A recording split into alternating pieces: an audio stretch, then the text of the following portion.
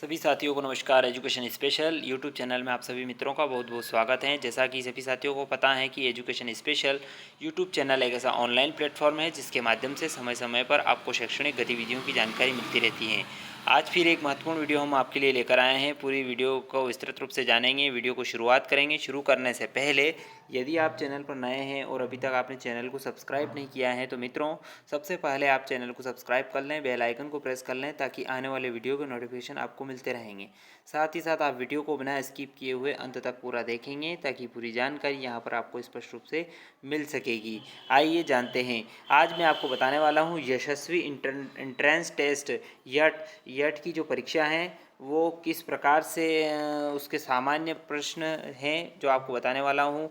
आपके मन के जो प्रश्न हैं उनको मैं यहाँ पर क्लैरिफाई करने वाला हूँ, तो आप ध्यान से देखेंगे। सबसे पहले आप जान लें, सभी अभ्यर्थियों से अनुरोध है कि एनटीए की वेबसाइट और प्रश्न पत्र उपलब्ध कोविड-19 संबंधित दिशा निर्देश सलाह को अवश्य पढ़ें।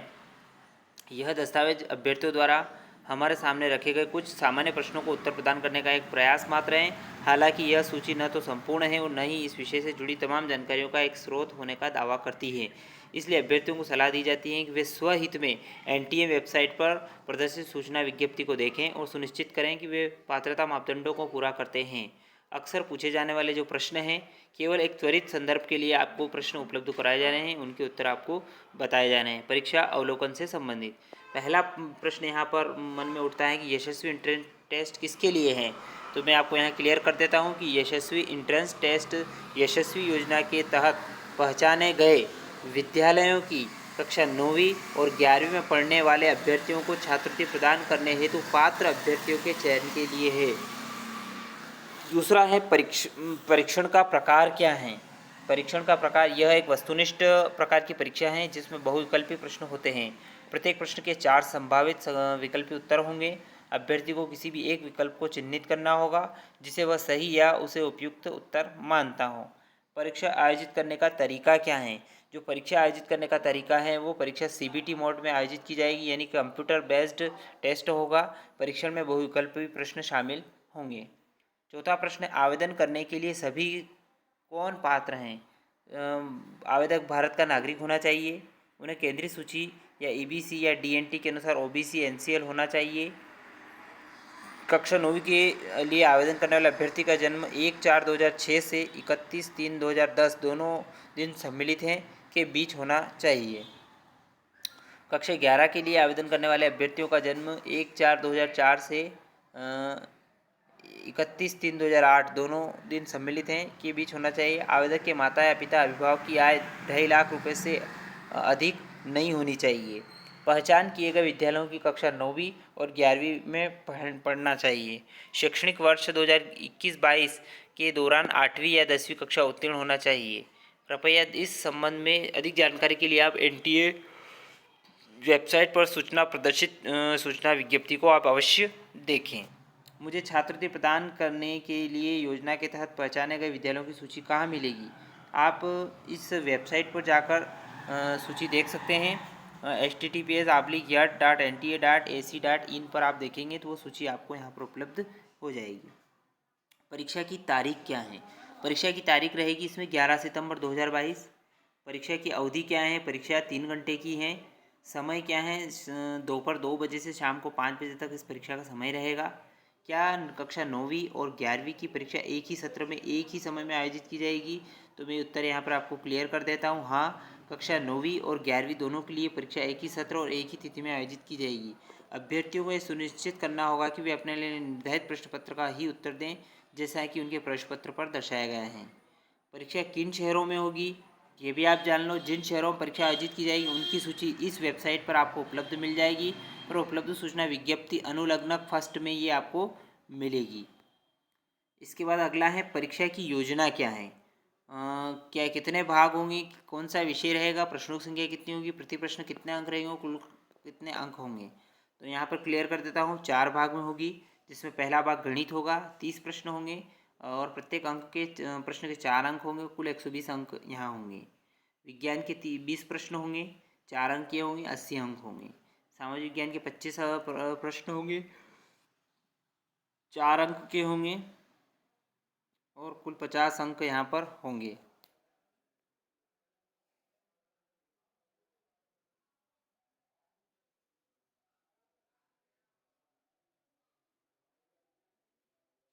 थोड़ा सा यहाँ बाय मिस्टेक है, 100 अंक हो जाएंगे। सामान्य जागरूकता और ज्ञान के प्रश्न 25 होंगे, 4 अंक के होंगे, यहाँ पे भी 100 अंक होंगे।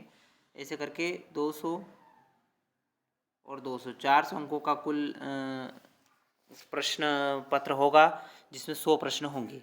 प्रश्न पत्र का माध्यम क्या होगा? प्रश्न पत्र द्विभाषी होगा, जिसमें अंग्रेजी और हिंदी माध्यम। पंजीकरण से संबंधित प्रश्न। आवेदन कैसे करें? अभ्यर्थियों को https://nta.ac पर ऑनलाइन आवेदन करना होगा। क्या परीक्षा कोई शुल्क है? तो अभ्यर्थियों को कोई परीक्षा शुल्क नहीं देना होगा। आवेदन जमा करने की अंतिम तिथि क्या है? अभ्यर्थी 27 जुलाई 2022 से 26 अगस्त 2022 तक अवधि के दौरान आवेदन ऑनलाइन कर सकते हैं। आवेदन करते समय कौन से दस्तावेज अपलोड करने हैं? एक आवेदक को निम्नलिखित दस्तावेज अपलोड करने होंगे: पासपोर्ट आकार की तस्वीर, हस्ताक्षर, श्रेणी प्रमाण पत्र, आय प्रमाण पत्र, दिव्यांगता प्रमाण पत्र यदि लागू हो तो। मेरे पास अभी मेरी आय श्रेणी प्रमाण पत्र नहीं है, मैंने इसके लिए आवेदन किया है, उन्हें प्राप्त करने में कुछ समय लग सकता है। इस बीच परीक्षा के लिए फॉर्म जमा करने की अंतिम तिथि समाप्त हो सकती है। मैं आवेदन कैसे आवेदन दे सकता हूँ? यदि आप आवेदन करते समय श्रेणी या आय प्रमाण पत्र अपलोड करने में सक्षम नहीं है, तो आप सूचना विज्ञप्ति के अनुलग्न 3 में दिए गए प्रारूप में एक वचन पत्र अपलोड कर सकते हैं। दस्तावेज सत्यापन के समय आपको मूल दस्तावेज बाद में प्रस्तुत करने होंगे। अगला है, पात्रता के संदर्भ में मुझे क्या सावधानियां बरतनी चाहिए? यह अभ्यर्थियों की जिम्मेदारी है कि वे सूचना विज्ञप्ति को ध्यान से देखें और सुनिश्चित करें कि वे परीक्षा के लिए आवेदन करने योग्य हैं या नहीं। आवेदन पत्र कब पूर्ण माना जाता है? आवेदन तभी पूर्ण माना जाएगा जब अभ्यर्थियों ने सभी आवश्यक क्षेत्रों को भर दिया हो, आवश्यक दस्तावेज भी अपलोड कर दिए हों और साथ ही पुष्टिकरण पृष्ठ भी प्राप्त कर लिया हो। यदि अभ्यर्थी ने आवश्यक दस्तावेज अपलोड नहीं किए हैं और पुष्टिकरण पृष्ठ नहीं प्राप्त किया हो, तो आवेदन को जमा नहीं माना जाएगा। इसलिए ऐसे अभ्यर्थी को कोई प्रश्न पत्र जारी नहीं किया जाएगा। अभ्यर्थी को यह सुनिश्चित करना होगा कि उसने पुष्टिकरण पृष्ठ जारी और प्रिंट प्राप्त कर लिया है। क्या मुझे एनटीए को पुष्टिकरण पृष्ठ भेजने की ज़रूरत है? अभ्यर्थियों को एनटीए को ऑनलाइन आवेदन पत्र या किसी भी दस्तावेज का पुष्टिकरण पृष्ठ भेजने या जमा करने की आवश्यकता नहीं है। तथापि उन्हें सलाह दी जाती है कि वे भविष्य में किसी संदर्भ या समाचार पत्राचार के लिए निम्नलिखित दस्तावेज अपने पास रखें। क्या क्या रखना है? ऑनलाइन आवेदन पत्र के पुष्टिकरण पृष्ठ की प्रति डाउनलोड करें, सहेजें और कम से कम 3 प्रतियाँ प्रिंट करें। फोटोग्राफ, ऑनलाइन आवेदन पत्र पर अपलोड किए गए सामान जितने भी, वो सब आपको रखना है। यदि मैंने पंजीकरण या आवेदन करते समय कोई गलती की है, तो क्या मैं बाद में आवेदन पत्र में परिवर्तन कर सकता हूँ? साथियों, एक बार जब आप फॉर्म जमा कर देते हैं तो फॉर्म में दिए गए विवरण को संपादित बदला नहीं जा सकता है। हालांकि एनटीए सारणी के अनुसार सुधार का अवसर देगा और आवेदन पत्र के विवरण में सुधार केवल करेक्शन विंडो के दौरान वेबसाइट पर शामिल किया जा सकता है। करेक्शन विंडो बंद होने के बाद किसी भी सुधार की अनुमति नहीं दी जाएगी और अभ्यर्थी द्वारा दर्ज की गई सभी विवरणों को अंतिम माना जाएगा। 22वां प्रश्न यहाँ पर है, मैंने सुधार किया और प्रस्तुत किया। प्रस्तुत करने के बाद मैंने पाया कि अभी भी कुछ और सुधार किए जाने की आवश्यकता है। क्या मैं ऐसा कर सकता हूँ? एक बार सुधार करने के बाद आप आवेदन में फिर से सुधार नहीं कर सकते। सबमिट करने से पहले कृपया सुधारों की जांच करें। आवेदन पत्र में सुधार करते समय continuous time out, server error, file not found होने पर अभ्यर्थी को क्या करना चाहिए? आवेदन पत्र भरते समय मोजिला फायरफॉक्स या इंटरनेट एक्सप्लोरर के अद्यतन संस्करण और अच्छे इंटरनेट कनेक्शन का उपयोग करें। लगातार टाइम आउट होने की स्थिति में कोई भी ब्राउज़र की कुकीज़ या हिस्ट्री को क्लियर कर सकता है और ऑफ पीक आवर्स के दौरान भर सकता है। मैं अपनी ईमेल आईडी सत्यापित करने में सक्षम नहीं हूँ, मुझे क्या करना चाहिए? हो सकता है कि आप आवेदन पत्र में दी गई ईमेल आईडी में कोई त्रुटि हो, इसे ठीक करें और पुनः इसमें प्रयास करें। मैं अपना आवेदन क्रमांक भूल गया हूँ, मैं इसे कैसे लूँ? आप अपना मेल बॉक्स चेक करें, मेल के माध्यम से आपका आवेदन पत्र आपको भेज दिया गया है। एनटीए की क्या भूमिका है?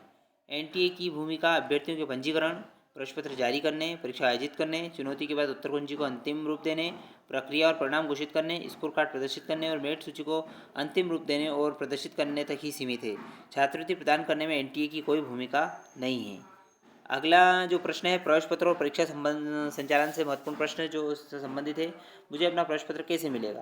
प्रवेश पत्र एनटीए की वेबसाइट, इस पर अपलोड वेबसाइट के माध्यम से सूचित कार्यक्रम के अनुसार अपलोड किया जाएगा। अभ्यर्थियों को सभी विवरण जैसे रोल नंबर, नाम, माध्यम, जन्म, लिंग, तिथि, परीक्षा केंद्र का नाम, शहर, श्रेणी आदि के लिए प्रवेश पत्र की सावधानीपूर्वक जांच करने की आवश्यकता होगी। डाक द्वारा कोई भौतिक प्रवेश पत्र नहीं भेजा जाएगा। अगला प्रश्न है, मुझे अपना प्रवेश पत्र नहीं मिलता है तो मुझे किससे संपर्क करना चाहिए, या अगर मेरे प्रवेश पत्र में कोई समस्या है तो मैं किससे संपर्क कर सकता हूँ, या मैं अपना प्रवेश पत्र डाउनलोड नहीं कर पा रहा हूँ, तो आपको ये मेल है, इस पर ईमेल भेज सकते हैं। एनटीए के हेल्प डेस्क नंबर है, आप इस पर भी कॉल करके जानकारी ले सकते हैं, मदद प्राप्त कर सकते हैं। मुझे परीक्षा केंद्रों का नाम कहाँ मिल सकता है? प्रत्येक अभ्यर्थी के परीक्षा केंद्र का नाम उसके संबंधित प्रवेश पत्र में दर्शाया गया है। कृपया अपना प्रवेश पत्र अवश्य देखें। अगला प्रश्न है, क्या मैं प्रवेश पत्र प्राप्त करने के बाद अपना परीक्षा शहर बदल सकता हूँ? ऐसा नहीं होगा। प्रवेश पत्र जारी होने के बाद आपको अपना परीक्षा शहर बदलने की अनुमति नहीं दी जाएगी। आवेदन करते समय अभ्यर्थियों को अपनी पसंद के किन्हीं 4 शहरों का चयन करना होगा। अभ्यर्थियों को उनके आवेदन पत्र में उनके द्वारा चुने गए विकल्प के अनुसार परीक्षा का शहर आवंटित करने का प्रयास किया जाएगा। कृपया अपने पसंदीदा विकल्पों का चयन सावधानी से ही करें।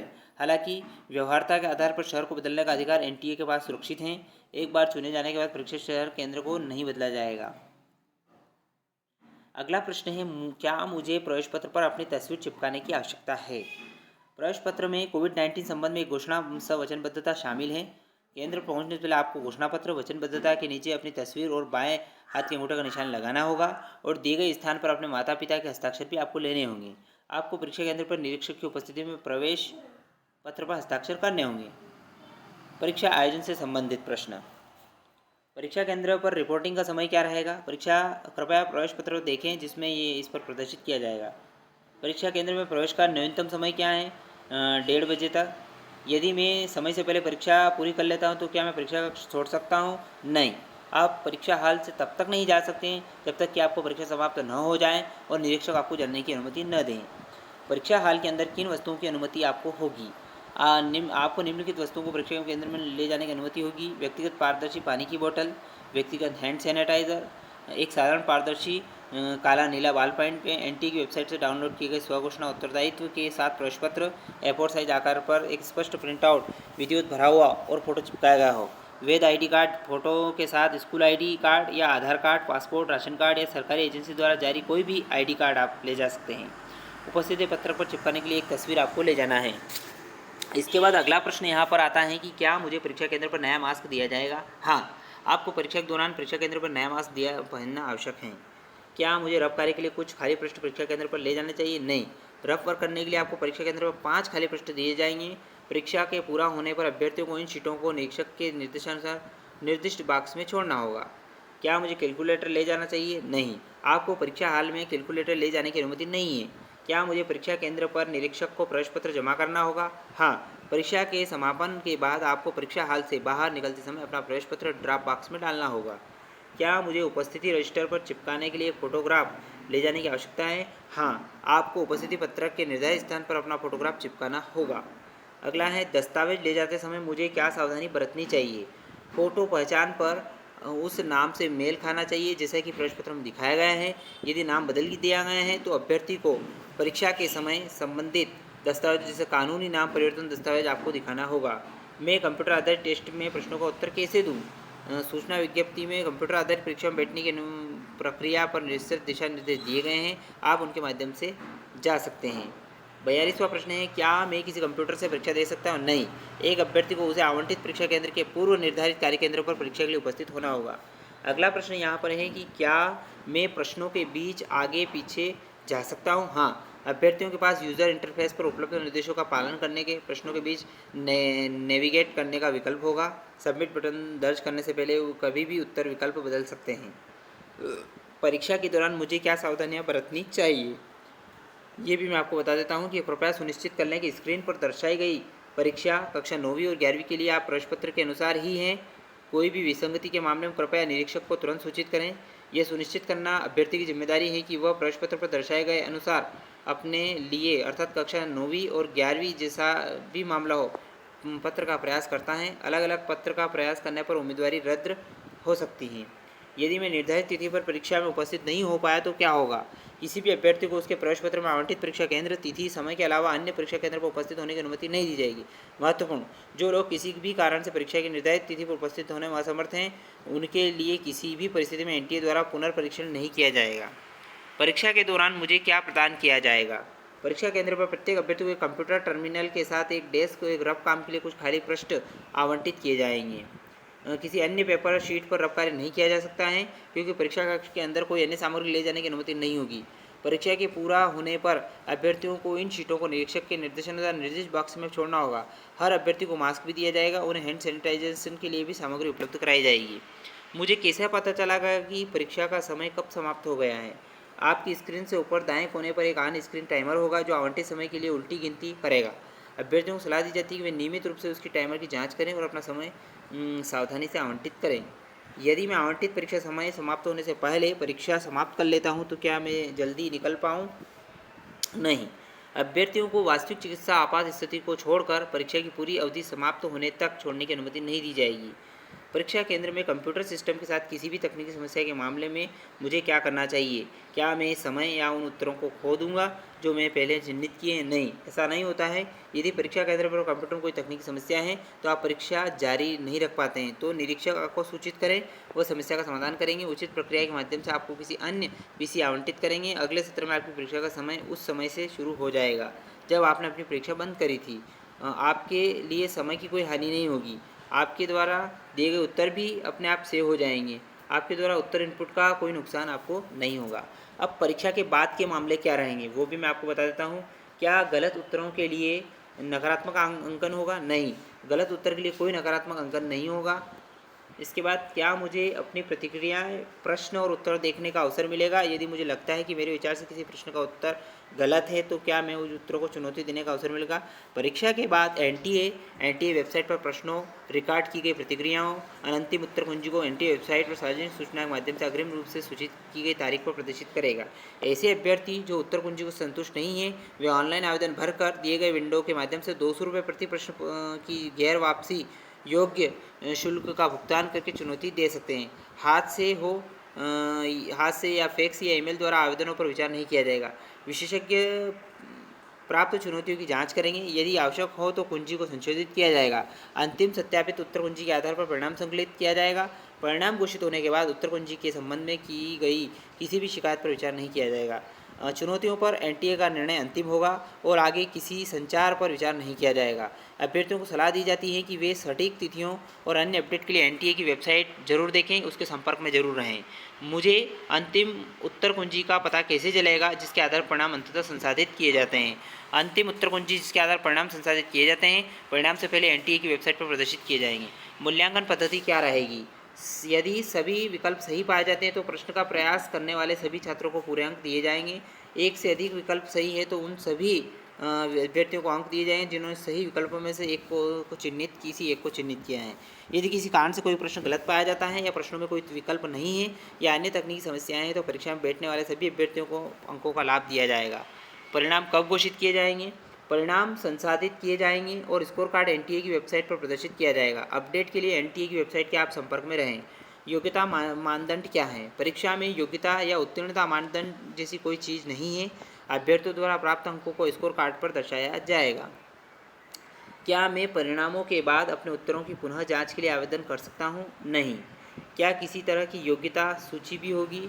एनटीए राज्यवार मेरिट सूची तैयार करेगा और अपनी वेबसाइट http इस पर प्रदर्शित करेगा। यदि एक से अधिक अभ्यर्थी समान अंक प्राप्त करते हैं तो रैंक कैसे निर्धारित की जाएगी? यह 2022 में एक से अधिक अभ्यर्थियों द्वारा बनाए गए कुल अंक समान है तो इंटर से मेरिट निम्नानुसार रहेगी। उम्र की अधिकता के क्रम में, आवेदन संख्या आरोही क्रम में। अब बात करते हैं विविध। कुछ विविध प्रश्न भी हो सकते हैं। मैं एक पीडब्ल्यू अभ्यर्थी हूं जो एक लिपिक के लिए योग्य हूं, मैं किस छूट का हकदार हूँगा? बेंचमार्क दिव्यांग अभ्यर्थी पीडब्ल्यूडी परीक्षा के प्रत्येक घंटे के लिए 20 मिनट की दर से प्रतिपूरक समय अतिरिक्त समय के लिए वो पात्र हैं। दूसरे शब्दों में इस परीक्षा में बेंचमार्क दिव्यांग अभ्यर्थी पीडब्ल्यूडी 1 घंटे अतिरिक्त समय के लिए पात्र होंगे। वे लिपिक के लिए भी पात्र हैं यदि उनके पास परीक्षा लिखने और निर्धारित चिकित्सा प्राधिकरण से इस राशि का एक प्रमाण पत्र अपलोड की सीमा है। अभ्यर्थियों को अपनी स्थिति और आवेदन करते समय अपने आवेदन में एक लिपिक की आवश्यकता है या नहीं इंगित करना आवश्यक है। एनटीए एक लिपिक प्रदान करेगा। अभ्यर्थियों को अपना लिपिक लाने की अनुमति नहीं है। किसी भी आवश्यकता के मामले में मुझे किससे संपर्क करना चाहिए?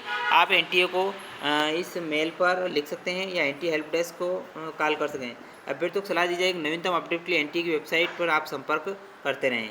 तो साथियों, आशा करता हूं कि ये महत्वपूर्ण प्रश्न आपको समझ में आएंगे। एक बार और निवेदन है, चैनल को सब्सक्राइब कर लें, बेल आइकन को प्रेस कर लें। बहुत बहुत धन्यवाद। जय हिंद, जय भारत।